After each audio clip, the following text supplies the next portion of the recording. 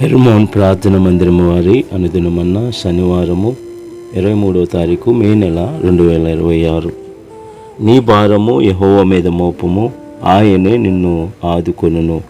కీర్తనలు 55వ అధ్యాయము 22వ వచనములు.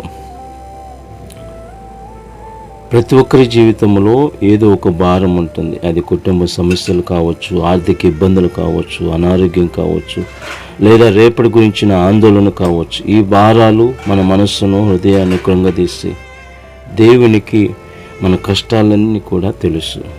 భారం మోపము అంటే మన సమస్యలను మనమే పట్టుకొని బాధపడటం కాకుండా ప్రార్థన ద్వారా వాటిని పూర్తిగా దేవుని చేతిలో పెట్టేయడం.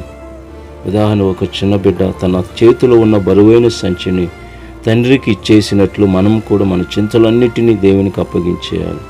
ఆ క్షణం నుండి ఆ సమస్య బాధ్యత దేవుడిదే అవుతుంది. సో దేవుడు మనల్ని ఎప్పటికి కూడా వదిలేయడు. లోకం మనల్ని ఒంటరిగా విడిచిపెట్టినా ఆయన తన కృపతో మనల్ని బలపరుస్తాడు.